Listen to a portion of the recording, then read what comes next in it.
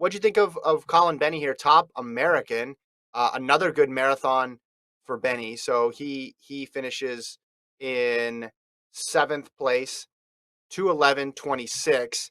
He ran Marathon Project last year, got third in 2:09. That's coming off his 2:12 at the Olympic trials where he got ninth. Gordon and I were talking last week about just like the gap between Rupp and everybody else. And we'll get to Rupp a little later on. Obviously, you got to factor in, Martin Hayer out there who's been running really well as well too. But I don't know, is Benny, do you think, making a move for that coveted third slot right now in the United States?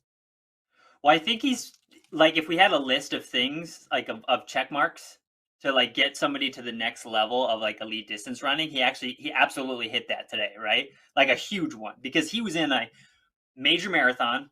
He was super, super patient the whole race and he was totally at the whim of other athletes' strategies, right? So it's like it was a completely different dynamic than maybe like the marathon project, right? Where we're like Yeah. everybody was aware of each other and like everyone had basically the same strat, right? They're just gonna hammer and try Yeah. to like run a really fast time. Where today he had to react, right?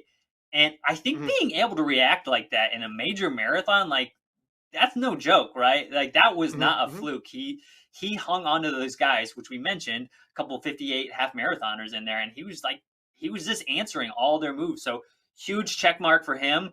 I think, like from a competitive set, he's shown like he can key off of people.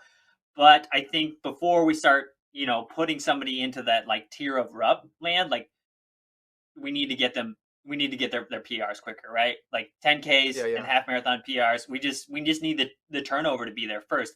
And maybe that's coming, but I think he absolutely like big check mark today as far as like big, legit veteran sort of marathon moves. Like you proved your worth today for sure.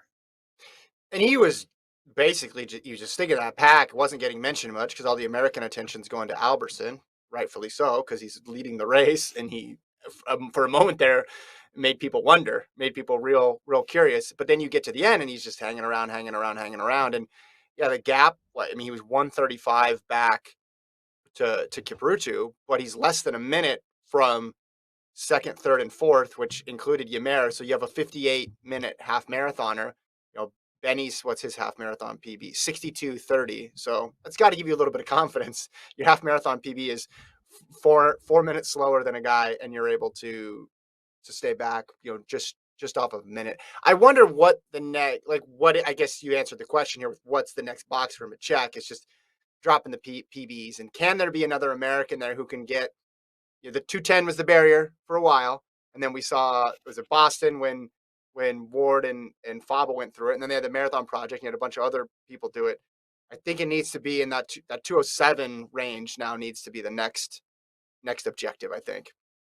Yeah, I think, obviously, and that bar keeps going lower and lower, right? So it's like, okay, you can have the strat check mark, right? You can Mm-hmm. have that veteran Yeah. sort of experience, but if you don't have XPR, like, can you Yep. be a legitimate contender to win a major marathon?